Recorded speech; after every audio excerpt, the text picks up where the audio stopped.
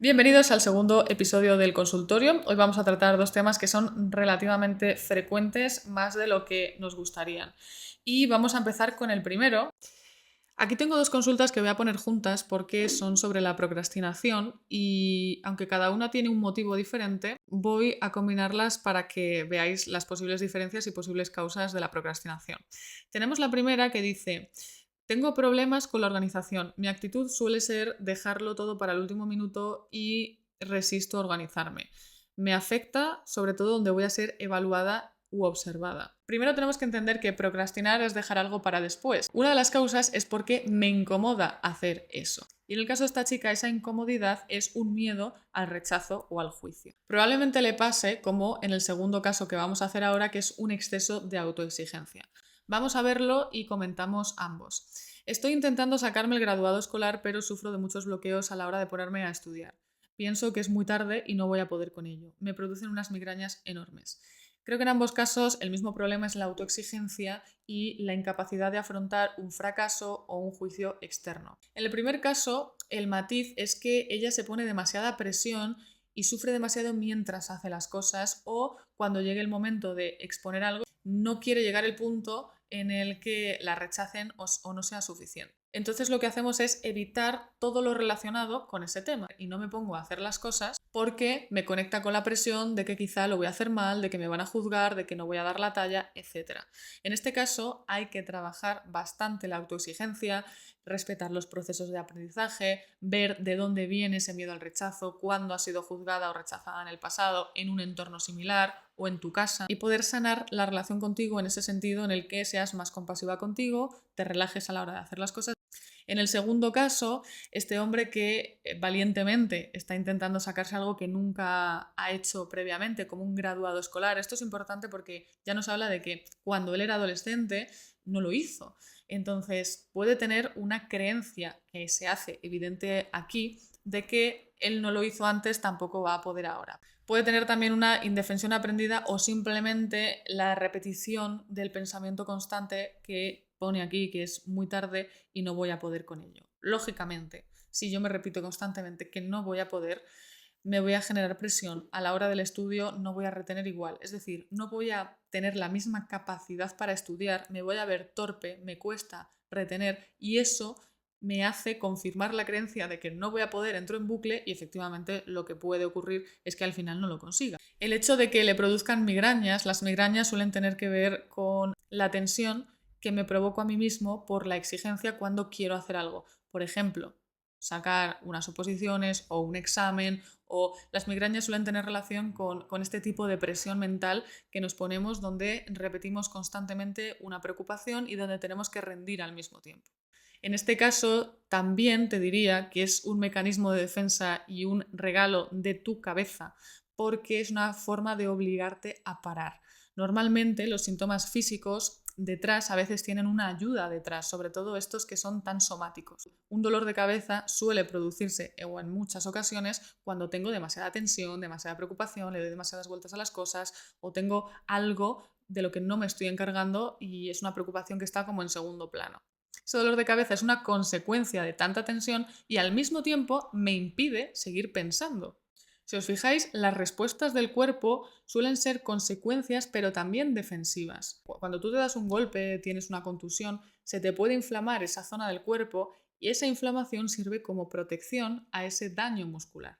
Así que en este caso lo que tendría que trabajar es su autoconcepto y el diálogo interno, concretamente, porque parece ser que es el que más hace mella en esa confianza y se podría hacer un análisis de qué es lo que piensas cuando te vas a sentar, apúntalo, toma conciencia primero de ello y después empieza a razonarlo, a rebatirlo y a cambiar de pensamiento. Puede que en ello salgan algunas creencias que no solo sean pensamientos, sino que salga alguna creencia de que yo creo que no puedo porque nunca me ha salido bien lo que he intentado o porque no pude en su momento y mi padre me decía que era un inútil, o puede haber ciertas experiencias asociadas que también habría que tomar conciencia y habría que resignificar para ir soltando esas creencias y poder ir construyendo un diálogo interno más positivo que te lleve al final a construir más confianza y poder estudiar mejor y más relajado. Vamos a por el siguiente. He sido víctima de una violación con 12 años. Acabo de salir de una relación muy tóxica en la que han habido malos tratos, me pegaba y me trataba psicológicamente. Yo siempre era la mala y él la víctima. Ahora me da mucho miedo volver a confiar. No quiero empezar una relación sin haber sanado antes porque no quiero repetir patrones. Después de esta relación en la que durante los primeros años fue todo tan bien y tan bonito, ahora me da pánico. Bueno, me llama la atención dos cosas. Primero, decirte que no quieras empezar una relación sin haber sanado antes es positivo en este caso porque si vienes de estos patrones y de estas vivencias tan negativas y tan difíciles, lo mejor es eso, es darse un tiempo para sanar lo mínimo. No significa que todos debamos de estar perfectos y maravillosos para meternos en una relación, porque eso al final también es un mecanismo un poquito del ego y de defensa para huir del compromiso de las relaciones y de todo lo que se despierta en ellas. Las relaciones realmente son una oportunidad muy grande para conocerse. El huir de ellas es huir de nosotros mismos, ¿de acuerdo? Lo que pasa que sí que es verdad que a veces es sano darnos un tiempo y ocuparnos de nosotros, sobre todo si venimos con una carga tan grande. Porque efectivamente, si no, lo más probable es que vuelvas a meterte en una situación similar. Entonces, me parece una lección bastante inteligente. Lo segundo que me llama la atención es que después de esta relación en la que durante los primeros años fue todo tan bien y tan bonito, ahora me da pánico. Vamos a ver. Una persona no cambia de la noche a la mañana y es maravillosa un día y al día siguiente es un maltratador, en la que te abusa psicológicamente, te humilla, etc. Se hace la víctima, siempre es él. O sea, lo que suele ocurrir a las personas que están en relaciones ya de cierto nivel de maltrato, ya sea psicológico, del tipo que sea, son personas que están realmente bastante anuladas. Y las faltas de respeto, los signos que pueden ser más sutiles de que no te están escuchando, no están respetando tus ideas, te están manipulando, etc., todo lo que sea más sutil no se dan cuenta. No son capaces de verlo porque ya tienen instaurado un poco ese mecanismo, a sí mismas no se escuchan, a sí mismas no se respetan. Entonces, son personas que han podido tener patrones muy estrictos en su casa, en los que no se les ha dado mucha voz, se les decía lo que tenían que hacer, entonces anulaban su propia voz interna, el observarse a sí mismas, el saber qué necesitan, qué piensan, o no solo por una sobreautoridad, sino por un abuso, de alguna forma también nos anula, nos hacemos pequeños, nos sentimos culpables, nos sentimos poco, sentimos que no podemos defendernos y aprendemos a movernos por el mundo de una forma muy sumisa. Esto puede ser más sutil o más evidente, pero se ve reflejado después en nuestras relaciones de adultos y sobre todo en este tipo de respuestas. Me recuerda muchísimo a un vídeo que vi hace tiempo. Era una entrevista a una chica que había escrito un libro que era sobre narcisismo, sobre haber estado en una relación con un psicópata o algo así. Era una mujer que había sido maltratada psicológicamente, ¿vale? En esa relación. Y lo que me llamó muchísimo la atención es que al principio de la entrevista ella contaba que al principio todo era maravilloso, que siempre la trató súper bien, que ella tenía una autoestima maravillosa y que después, de un momento al otro, las cosas se torcieron y esta persona pues empezó a maltratarla, su autoestima al final se destruyó por completo y salió de esa relación destrozada. Eso no tiene ningún sentido y según después iba hablando, iba haciendo comentarios en los que no se daba cuenta cuando estaba siendo víctima de un love bombing, por ejemplo, que es una persona que te empieza a dar mucho amor y muchísimas muestras de afecto que son exageradas, que no son coherentes con la realidad, con el tiempo que lleváis, con lo que ve de ti. Es como que todo muy idílico, todo castillos en el aire, por ejemplo, ¿no? Pero ella no lo veía, ella creía que era bonito y después que se convirtió en un hombre malo malísimo. Tened claro siempre, por favor, que para que yo llegue a un resultado en una relación ha tenido que haber antes muchísimas cosas previas y que lo que pase de repente nunca es de repente, sino que yo no he estado viendo, porque no he sabido interpretar, porque no tengo la información, etcétera, no he estado viendo todas las señales y todas las cosas previas que han ido ocurriendo. Entonces, lo que le diría a esta persona, fíjate, para que una persona aguante malos tratos, vejaciones, siempre se hace la víctima y soy yo la mala. O sea, para aguantar eso, no puedo tener autoestima y amor propio. Porque si la tengo, cojo y me voy. Es que no tiene ningún tipo de sentido. Algo tengo que tener y algo me pasa para yo quedarme ahí en el momento en el que hay una primera falta de respeto, etc. Puede a veces ser sutil y no darnos cuenta. Esto es una trampa a veces lo de la rana en la olla de agua caliente, ¿no? Que la temperatura del agua va subiendo tan despacio que la rana se va aclimatando a la temperatura y cuando se quiere dar cuenta ya está hirviendo y ya se ha muerto.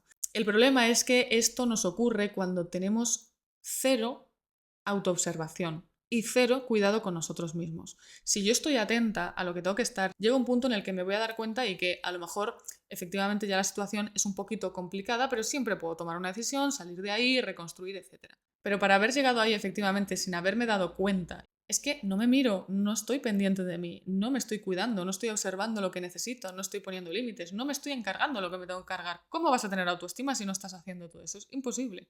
Lo que podemos estar es en piloto automático, como mucho, y como digo, pues tener ya ciertos patrones en los que quizá estoy un poco anulada o bastante anulada, no soy para nada consciente de ello y pues cuando me entero de todo resulta que estoy en una relación donde me están maltratando y cómo he llegado hasta aquí y ahora pues tengo que cortar y reconstruir mi autoestima.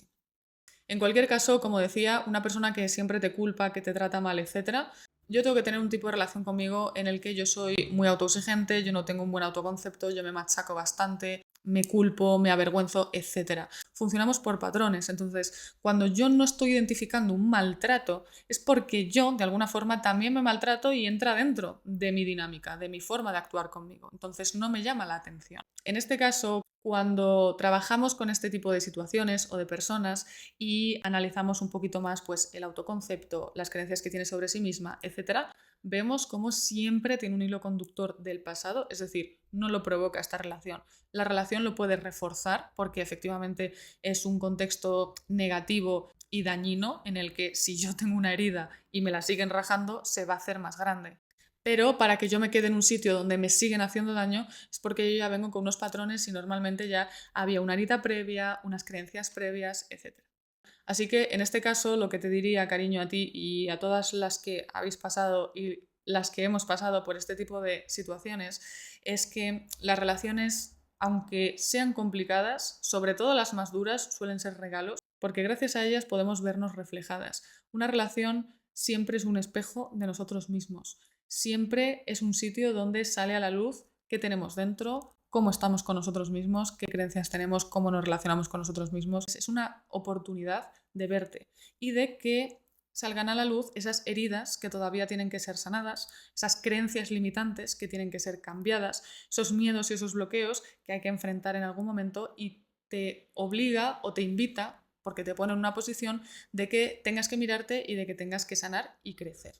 Cuando te tomas las situaciones de la vida de esta forma, ya no hay desgracias, solo hay regalos de los que aprendes y si haces esto es cuando tu vida empieza a mejorar y tu futuro es cada vez mejor. Cuando yo me quedo solamente en la víctima y me intento recomponer desde un lugar de el otro malvado me ha hecho tal cosa, intento recomponer desde mi autoestima, hay muchas cosas que no estoy entendiendo, porque no voy a ver cómo yo construyo mis dinámicas realmente, porque no voy a ver qué hice yo, cómo me comportaba o qué creencias tenía para permitir ciertas cosas o para co-crear ciertas dinámicas. Si yo hago un trabajo de sanación real, algo fundamental que voy a tener que hacer y que voy a ver claramente es cómo yo influí en que esa situación fuera así, porque nunca es el otro solo el que te hace. Tú estás también en esa relación, tú tomas decisiones y tu manera de relacionarte con ello, cómo hablas, cómo no hablas, lo que permites, lo que no, etcétera, construye junto con el otro la relación. Por tanto, esa relación también habla de ti. Y cuando entiendes tu parte, no es justificando al otro ni muchísimo menos, pero es darte cuenta de tu parte para poder sanarla, corregirla y no volver a repetir el mismo patrón. El mensaje con el que quiero que os quedéis hoy y siempre es que todo tiene solución, que todo tiene un porqué, que lo que nos aleja de la solución es nuestro desconocimiento, así que solo hay que poner el tiempo y la energía y al final las respuestas llegan. Os mando un abrazo.